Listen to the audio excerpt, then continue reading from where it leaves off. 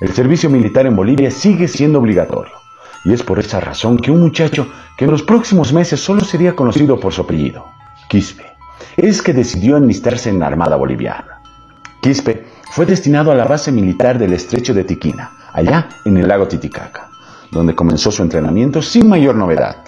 Pasaron los días, pasaron las semanas, pasaron algunos meses, y Quispe tuvo que empezar a realizar sus rondas y sus guardias en los diferentes lugares de la base naval.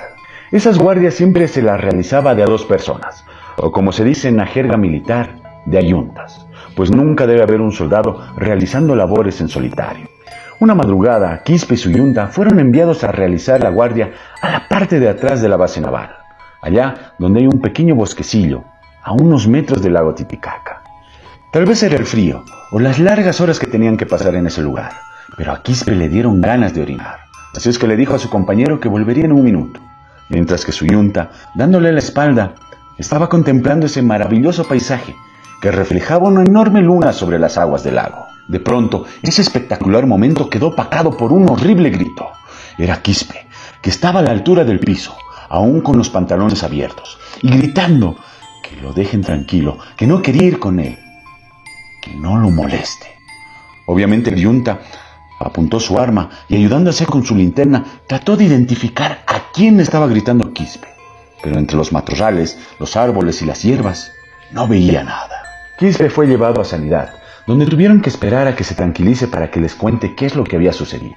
Una vez tranquilo, les empezó a contar que cuando estaba orinando, escuchó que alguien le llamaba con un psst, psst.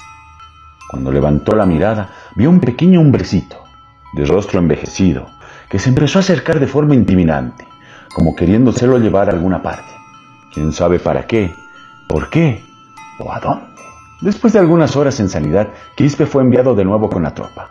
Pero al día siguiente, cuando todos estaban durmiendo, fueron despertados con un horrible grito. Era Quispe, que intentaba abrir la puerta, gritando y diciendo que ahí estaba el hombrecito viejo y quería llevárselo. Sus camaradas lo tranquilizaron y lo llevaron de nuevo a Sanidad. Pero lamentablemente esta situación se empezó a volver recurrente. En los dormitorios, en el comedor, en los baños. Incluso, Quispe un día realizó un par de disparos, según él, con la intención de matar a ese hombrecito viejo. Fue entonces cuando los oficiales y los instructores se dieron cuenta que era muy peligroso tener a Quispe en una base militar. Por esa razón, fue dado de baja y enviado de nuevo a su casa, donde lamentablemente su familia tiene que lidiar con Quispe y la poca lucidez que le queda, porque ese hombrecito viejo lo sigue atormentando, con la intención de llevárselo a quién sabe qué lugar. René era un hombre que se ganaba la vida como vidriero. Un hombre alto, saludable, fornido, gustoso de la buena comida y amante de su familia. Pero lamentablemente un día René empezó a cambiar. Se lo notaba más distraído, con menos apetito. Empezó a adelgazar, a empalidecerse y a demacrarse. Su esposa, bastante preocupada, le pidió durante días que fueran al médico, pero René siempre se resistía a hacerlo. Y tal vez esta haya sido la mejor decisión que pudo haber tomado. Pues una noche, cuando René se ponía su ropa de cama, su esposa notó una pequeña cicatriz en el costado de su torso. Esta cicatriz la tuvo pensando durante toda la noche, y por esa razón, al día siguiente muy temprano se fue corriendo donde el yatiri de la zona. El yatiri lanzó las hojas de coca, como es parte natural de su ritual. Después de observarlas, levantó la mirada clavándola fijamente sobre la esposa de René, y casi susurrando, pronunció: "Cari, cari". El Cari-Cari es uno de esos personajes míticos de los Andes, y a pesar de que existen diferentes versiones sobre él, en esta ocasión hablaremos de ese Cari-Cari, que es un hombre común y corriente. Este se aprovecha de los viajeros solitarios que se duermen durante el viaje, o como en el caso de René, personas que aprovechan un pedacito de pasto en la pampa o en alguna plaza. También se dice que cuando el sueño te vence en el minibús, en el microbús o incluso en el taxi, es porque el Cari-Cari está cerca, que con una gran habilidad y con la ayuda de un pequeño cuchillito o apelando a la modernización, una jeringa, te saca un sebo, una grasa vital para el cuerpo humano. Y aquellas personas que son víctimas del Cari-Cari se van deteriorando, demacrando, hasta el punto que son alcanzadas por la muerte.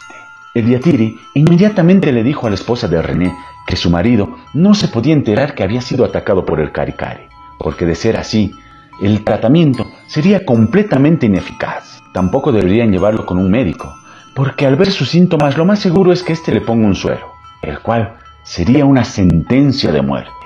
Y por eso, el tratamiento dado por Eriatiri debe ser administrado con engaño, como si se tratase de cualquier otra cosa. De esta manera, la esposa de René compró todo lo pedido por el curandero, lo preparó y se lo sirvió a su esposo. Con el pasar de los días, este empezó a recuperar su semblante. Y a pesar de que esta historia sucedió hace un par de décadas, afortunadamente, don René nos sigue acompañando hasta el día de hoy. Muy pocos conocen las verdaderas intenciones del Cari-Cari. Algunos dicen que esa grasa vital que roba se la utiliza en cosméticos, en remedios, o incluso los más avesados se animan a decir que ese óleo es el que usan los sacerdotes en el momento de la unción. Y a pesar de que muchos describen al Cari-Cari como un demonio, hay muchos otros que también lo describen como un hombre común y corriente. Recuerden que si están fuera de casa y sienten sueño, puede ser que el Cari-Cari esté cerca. Pajasi es una de esas zonas de la ladera de nuestra ciudad, y muy cerca había un pequeño cementerio, que antes del mega deslizamiento era bastante usado por varios vecinos que vivían en el lugar. Yo aún era bastante pequeño, era uno de esos días de vacación, y un par de jornadas atrás ya se habían empezado a escuchar esos clásicos boleros de caballería, que anunciaban que algún vecino había fallecido, pero aún no sabíamos exactamente de quién se trataba. Ya en horas de la tarde se dejaron de escuchar esos boleros de caballería, para que minutos después pase por la calle esa procesión, con gente vestida de negro, llevando el ataúd en hombros, y con dirección al cementerio del barrio. Así llegó la noche, una noche de vacación cualquiera. El silencio que siempre ha caracterizado a la zona se hizo presente como todas las noches, pero ese silencio quedó interrumpido por el grito de un pequeño grupo de 3 hombres que se habían armado de valor y habían salido a las calles. Alertaban a todos los vecinos, tocaban todas las puertas mientras gritaban: «Se ha condenado. No abran sus puertas. Se ha condenado».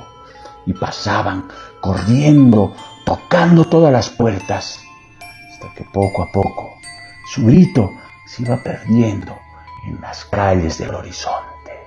En ese momento, mi abuela, que era la más valiente de la casa, agarró algunas maderas y otros cachivaches para trancar la puerta de calle.